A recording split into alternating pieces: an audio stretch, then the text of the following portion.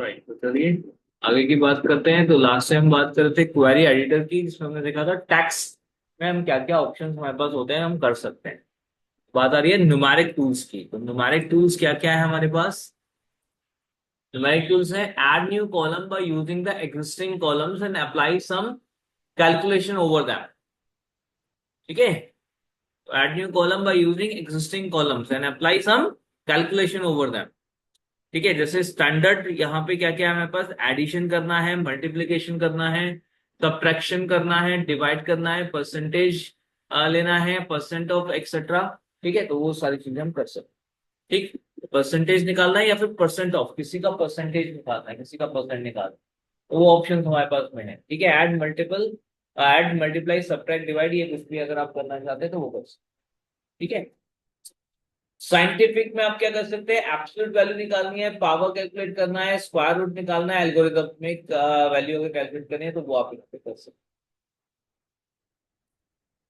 ठीक है, ट्रिग्नोमेट्री में राउंडिंग या करनी है या फिर इंफॉर्मेशन या स्टैटिस्टिक्स में कुछ करना है, we will use this tool later in the test. Test पे काम करेंगे तो वहां पर ये काम करेंगे। ठीक है, सो बोलते हैं बेसिकली डेक्स, DAX।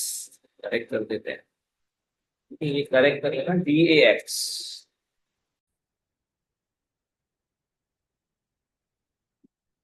पावर एडिटर में हमारे पास आता है डेट एंड टाइम टूल्स। तो डेट एंड टाइम टूल्स में हमारे पास क्या क्या ऑप्शन है?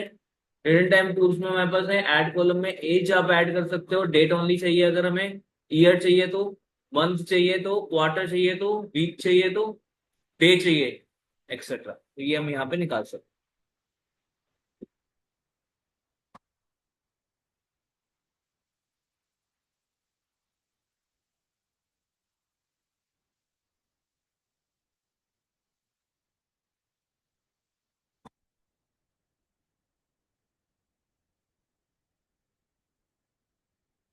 ठीक है, इसमें हम क्या कर सकते हैं? We can find out the orders are coming in the weekday और द वीकेंड।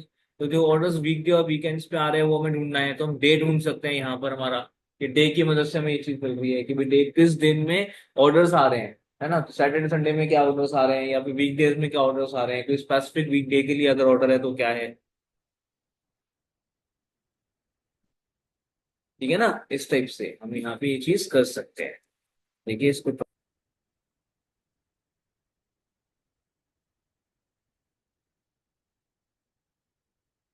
क्या करना है, जस्ट ट्राई करके देखते हैं। जैसे हमने कहा ऑर्डर टेबल में गए, तो ऑर्डर टेबल आ गई। अब ऑर्डर टेबल में कोई नल आ रहे हैं यहाँ पर हमारे पास में। ठीक है, में आ रहा होगा शिप डेट। अब देखो शिप डेट आ रहा है, ये ABC फॉर्म में आ रहा है। ठीक है, तो इसको हमें पहले यहाँ पे क्लीन करना है डेट एंड टाइम में, लेकिन उससे पहले हमें यहाँ पे देखना पड़ेगा यहाँ पर हमारा कहीं नल तो नहीं है। तो ये है नल, है ना? तो नल है, इसको डेटा को क्लीन करना पड़ेगा, ट्रांसफॉर्म करना पड़ेगा। वो तो हम बात करते हैं लास्ट में, क्योंकि यहाँ पे हमें क्या करना है? रिप्लेस करना है। इसमें हम जाते हैं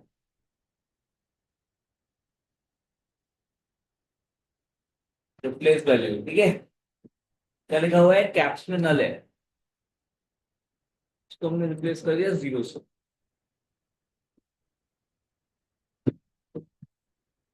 ये नहीं, ये 0 आ गया नहीं।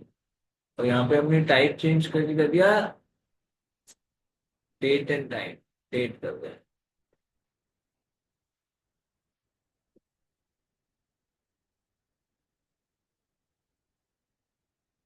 एरर है यहाँ पर, तो जाएंगे देखने को मिलेगा कितने एरर हैं। तो 14 एरर्स अभी यहाँ पर हमारे पास में है।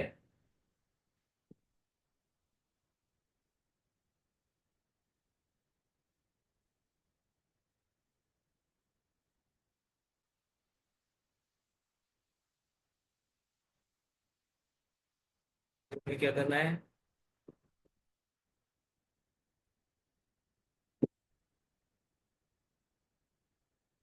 ये हम जाएंगे रिक्वेस्ट वाले में, हमारे एरर है तो इसमें हम जाएंगे होम पर।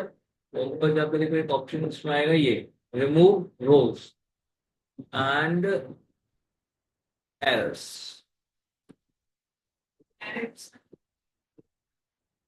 मतलब हमने वो डेटा ही हटा दिया। शिफ्ट डेट का हमारे पास डेटा था, उसको हमने हटा दिया। ठीक है जी।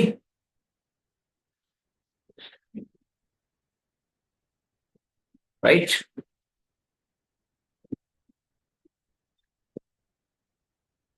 ठीक है, अब हमें क्या करना है, ऐड कॉलम पे जाना है। देखो कहाँ दिख रहा है ऐड कॉलम। बताया था ना लास्ट टाइम ऐड कॉलम कहाँ से करते हैं।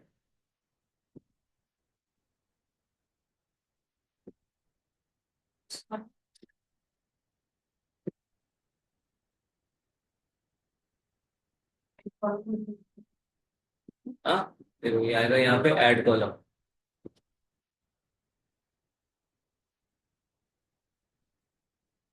ठीक है जी।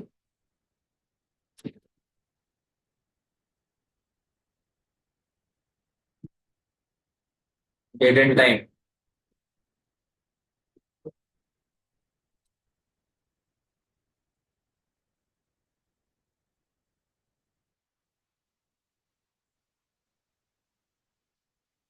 कर दिया। Day of weeks. तो डे ऑफ वीक आ गई अपने स्टेप से। फिर हमने यहाँ पे किया अभी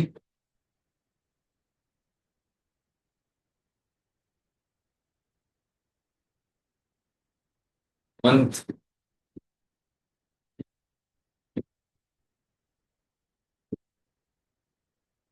जनवरी फर्स्ट। ये मार्च वाला रिकॉर्ड है 3। ये आपका अप्रैल वाला रिकॉर्ड है देखो 4। उसके बाद नीचे मई 5। ठीक है जी। इस टाइप से आप यहाँ पे कर सकते हैं। तो ऐसे आप रिकॉर्ड ऐड कर सकते हैं, जिसकी जरूरत है फिलहाल नहीं है तो हटा दीजिए, उससे यहाँ से हटा देते हैं। ये जो आपने डेटा लिया है ये डेटा मैं आपको दे दूंगा ना, डेटा बना हुआ डेटा डाउनलोड किया है। क्योंकि इतना सारा डेटा हम बनाएंगे तो हमें बहुत टाइम लग जाएगा, क्योंकि उसमें आप देखो कितनी रोज हैं, है ना। ये देखो 313, 312 रो है, एक एक है अभी तो ये। अभी ये सारा डेटा एक दूसरे का रिलेटेड भी है। ठीक है, तो ये तो डाउनलोडेड डेटा है, ये मैं आपको दे दूंगा, आप मुझसे लीजिए। ठीक है। ठीक है, यहाँ पे हमारे पास आएगा कस्टम कॉलम। कस्टम कॉलम यहाँ पे बना सकते हैं, तो हमने कस्टम कॉलम बनाना है। Average ship days.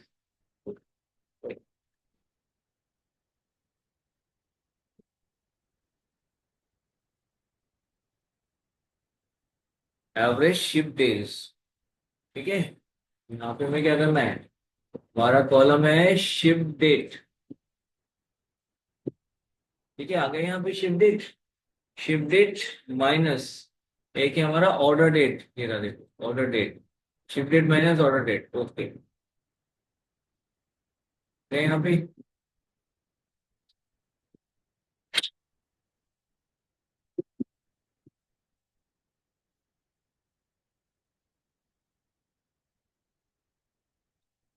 ठीक है, यहाँ पे देखो ड्यूरेशन में जाकर के आप यहाँ पे डेज दे सकते हैं। तो ये आगे आपके एग्जैक्ट डेट। ये तो यहाँ पे ड्यूरेशन बताया इसने, आवर मिनट सेकंड सब आ गया, इसमें से हमने डेज निकाल लिए केवल, तो केवल डेज निकाल के दे दिया हमने। अभी यहाँ पे हमने क्या करना है, इसको तो हटा दो, इसका काम खत्म। रिमूव। रिमूव और इसका नाम चेंज कर दो, रीनेम। आ गया भाई। अरे कहाँ गया रीनेम, क्या, एवरेज शिप डेट्स। ठीक है जी। याद रहेगा क्या क्या किया, बताओ जरा क्या क्या किया। ये बताइए जो आपने ये एरर का डिलीट किया है, ये तो एक तरह का मिस्टेक गलती है नहीं, हमें चाहिए नहीं ना। एरर किस में है, इसमें शिफ्ट नहीं हुआ, हमें शिफ्ट डेटा चाहिए केवल। तो चाहिए डेटा शिफ्ट वाला केवल। ओके, चाहिए हमें शिफ्ट वाला, जो डेटा शिफ्ट हो गया है, शिफ्ट हो चुका है, केवल वही डेटा हो। तभी हम ऐसा करें, हमेशा रिमूव करना एरर को और उसकी रो को काम नहीं करेगा, सही सोच रहे हो आप। अपने यहाँ पे ऐसा करना है क्योंकि हमें जरूरत नहीं है तो उसके लिए आपको फिर उस पर रिप्लेसमेंट डालना पड़ेगा डेटा में। ठीक है ना, तो एक में कन्वर्ट करना पड़ेगा या नल रखना पड़ेगा उसको। ठीक है। यहाँ तो मुझे हटाना था तो एरर कर दिया मैंने, जल्दी हट गया। रिमूव एरर का काम आसानी से होगा। अब नल में ढूंढता फिर सबको सेलेक्ट करता फिर रिमूव करता फिर देखता है। इसलिए मैंने जानबूझ के ऐसा किया तो जीरो कर देता हूँ, एरर आएगी तो रिमूव कर दिया जाए। ठीक है, क्योंकि मेरा यहाँ पे जो मकसद था वो था कि मुझे शिप डेट मिल जाए, ताकि मेरे पास जो ऑर्डर डेट है और शिप डेट है उसमें मैं डिफ्रेंशिएट करके यहाँ पे डेज निकाल सकूँ कि ऑर्डर जो प्रोसेस हो रहा है वो कितने दिन में हो रहा है। क्वेश्चन है जो आपने क्वेश्चन के यूज करके अवेलेबल होता है। कस्टम कॉलम बताया था ना, अपना कॉलम बना सकते हैं आप, कुछ भी कोई भी कैलकुलेशन करके कुछ भी आप। एक नया कॉलम ने बनाया ना, एवरेज शिफ्ट डेज नया दिया था, एवरेज शिफ्ट डेज। वो किसके डिफरेंस से आएगा? शिफ्ट डेट और ऑर्डर डेट के डिफरेंस से हमारे को मिलेगा। तो हमने यहाँ पे शिफ्ट डेट इंसर्ट किया, माइनस लगाया और यहाँ पे ऑर्डर डेट लगा दी। फॉर्मूला काइंड ऑफ कैलकुलेशन हम यहाँ पे कैलकुलेटिव फील्ड हम बना इस तरीके से नोट करें पूरे प्रोसेस। ठीक है, तो ड्यूरेशन में ऐड कॉलम में days hours minute second etcetera, ये कुछ आपके ड्यूरेशन के ऑप्शंस आ जाते हैं। नेक्स्ट है यहाँ पे कंडीशनल कॉलम्स। ठीक है, तो कंडीशनल कॉलम में ऐड कॉलम आप कर सकते हो यहाँ पर।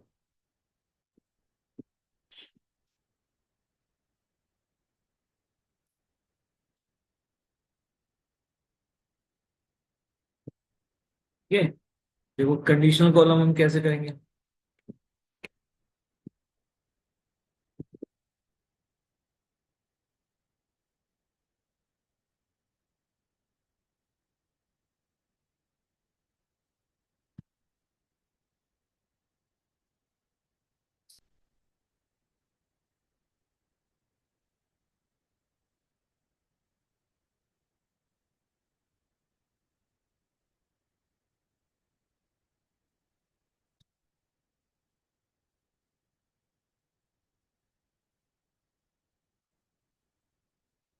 राइट, अब देखो यहाँ पे हमारे पास में एक प्रोडक्ट्स नाम की टेबल है।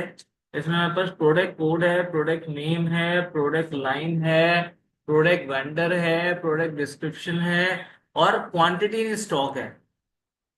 ठीक है, क्वांटिटी इन स्टॉक है, बाई प्राइस है, एमएसपी है।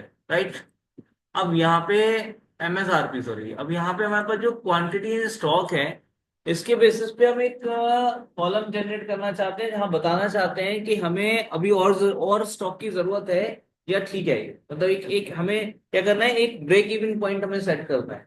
ठीक है, कि भाई हमारा मतलब इतना मिनिमम स्टॉक हमारे पास होना चाहिए। तो इसमें लाइक हमने 1000 सेट कर दिया कि भाई 1000 हमारे पास होना चाहिए। अगर 1000 है तो ओके, नहीं है तो हमें स्टॉक की रिक्वायरमेंट है। ठीक है, तो हम इसके लिए क्या करेंगे, ऐड कॉलम में जाएंगे। ठीक है, ऐड कॉलम में हमारे पास आ रहा होगा कंडीशनल कॉलम, देखो ये आ रहा है। ठीक है, conditional column. Right, conditional column हमने यहाँ पे कर दिया।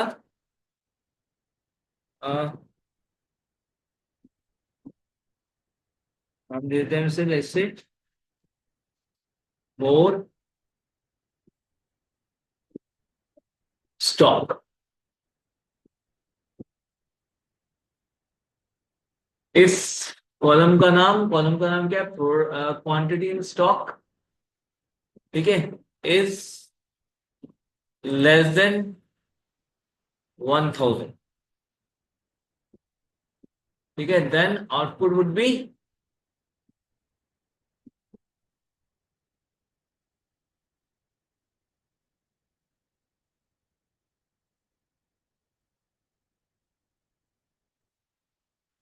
यस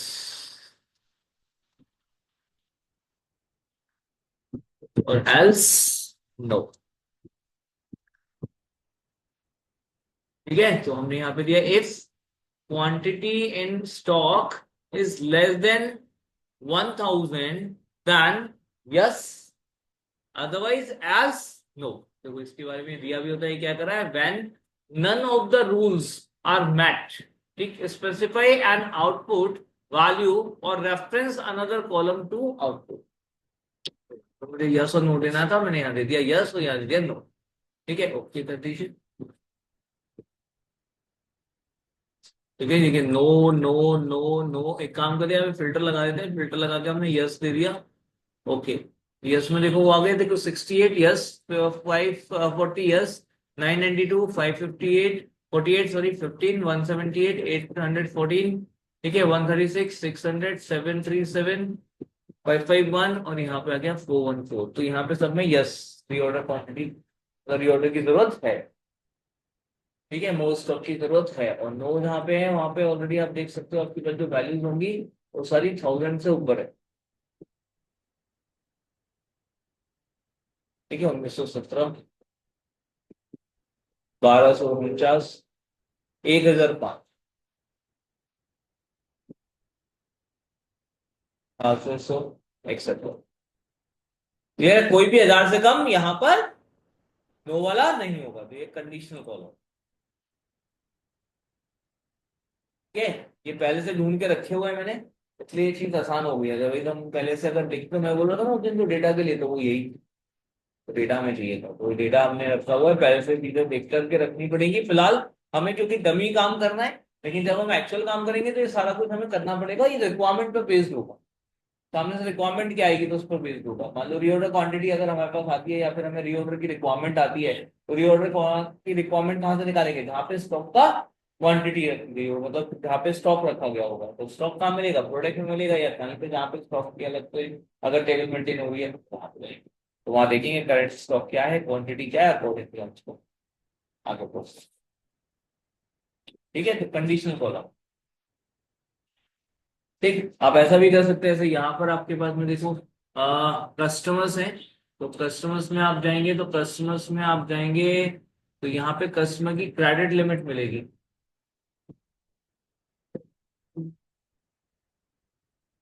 यार ये क्रेडिट लिमिट, ठीक है, और इस पे भी हम कुछ लगा सकते हैं कि भाई क्रेडिट लिमिट कितनी है। ठीक है, तो क्रेडिट लिमिट हम चाहते हैं भाई कम से कम 1 लाख रुपए तो होनी चाहिए, तभी हम उसके साथ डील कर सकते हैं, तो हमने यहाँ पे क्रेडिट लिमिट लगा दी। ठीक है, मतलब इनफ क्रेडिट लिमिट, यस और नो, ठीक है, या हैंडसम क्रेडिट लिमिट।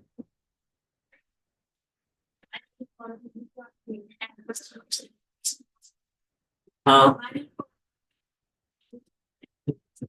हाँ, कॉलम नहीं है बेटा, टेबल है, ये सब टेबल है, कॉलम ये है, ये एक कॉलम है, और ये एक रो है। नहीं नहीं, इंडिविजुअल की नहीं बनेगी, कॉमन बनेगी, सब में से कुछ कुछ उठा उठा के हम बनाएंगे इससे।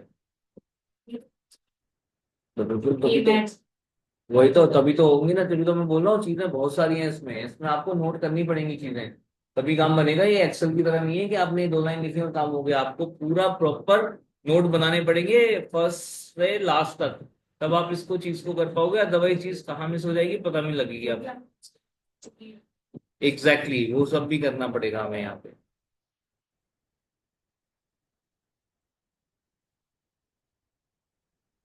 ठीक है, अब जैसे हमने यहाँ पे अभी कंडीशन कॉलम की बात की थी, अभी कंडीशन कॉलम ने ऑर्डर्स में भी हमने क्या किया था, ऑर्डर्स में भी हमने यहाँ पे शिप डेज निकाले थे, है ना। तो शिप डेज अगर यहाँ पे मान लो 3 हो रहे हैं, 3 या 4 अगर शिप डेज हैं, तो हम बोलते हैं ऐसा गुड है। ठीक है, और अगर हमारा जो है इससे ज्यादा हो रहा है, तो फिर हम उसे बैड भी बोल सकते हैं, या एवरेज बोल सकते हैं। जैसे मान लो हमने इसमें लगाना है, हमने कंडीशनल कॉलम, हमने कहा जी ऐड कॉलम, कंडीशनल कॉलम, तो यहाँ पे हमने लगाया एवरेज शिफ्ट डेज। अगर हमारे एवरेज शिफ्ट डेज हो रहे हैं लेस देन और इक्वल्स टू 5, तो हमने कहा जी गुड, ऐड क्लॉज, एक और क्लॉज ऐड कर दिया यहाँ पर, शिफ्ट डेज अगर हमारे हो रहे हैं इज लेस देन और इक्वल्स टू 10, तो हमने कर दिया यहाँ पर is greater than, greater than 10, greater than 10, greater than, only greater than 10, तो हमने कर दिया यहाँ पर बैड, और अदरवाइज हमने कर दिया गुड, ओ एवरेज। ठीक है जी, तो देखो उसके कर दीजिए, अब यहाँ पे आपका आ गया good good good good good good, average आ गया यहाँ पे 6 में, फिर 6 के लिए एवरेज आ गया, 6 days average, 3 days good, 6 days average. ठीक है, देखो गुड, एवरेज एवरेज, देखो गुड, बैड भी आ गया, देखो यहाँ पे 65 डेज लगे। ठीक है ना, उस टाइप से आ गए यहाँ पे, तो मल्टीपल भी आप यहाँ पे इस चीज को कर सकते हो।